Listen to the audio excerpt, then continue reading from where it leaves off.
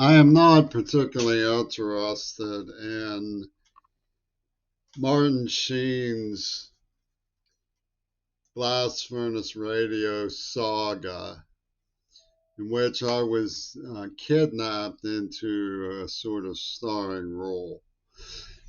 Although I have to occupy myself because of the terrorism, domestic terrorism at root, for which Sheen should be rightfully sued by me for the crimes and injuries that he's inflicted on me, crimes he's committed and injuries he's inflicted on me.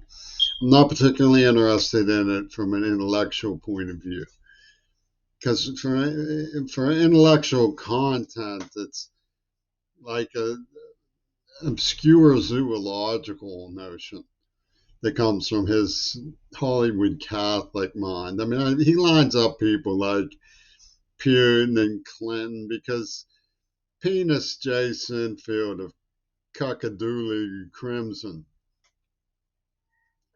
depicted me as some Bilbo Baggins was dismissive of me, who had a trifle.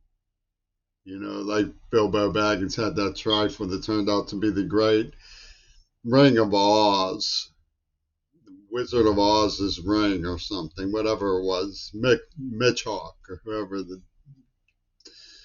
weird, vaginal image was in the movie. And all the things it's supposed to mean in the deep level of his Blast Furnace Radio New Line Cinema Creep Show. You know, the Rabbit Pittsburgh, or the Front Hollow Bridge Gang, I mean, they always say that I did something disgraceful or wrong or something by playing all big. The truth was that I counted myself out because I was deaf. I accepted the horror of what happened. We moved. And I just tried to move on to get away from it, because I couldn't make sense of it. It was just a terrible terrorism, brutal, slaughtering attack.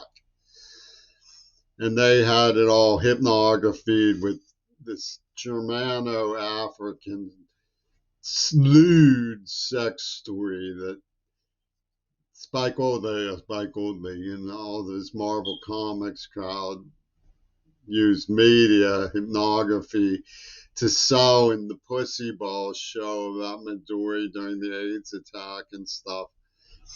To me, it just seems stupid. The people were faced with hunger, and you're worried about a one night stand in a college because the trifle turned out to be a big sale. It wasn't dismissive of me at all. They wanted me to believe it was just me.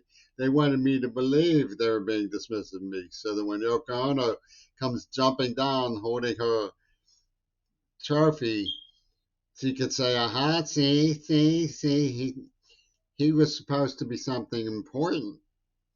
And if he had just been a little smarter today, he could be Donald Trump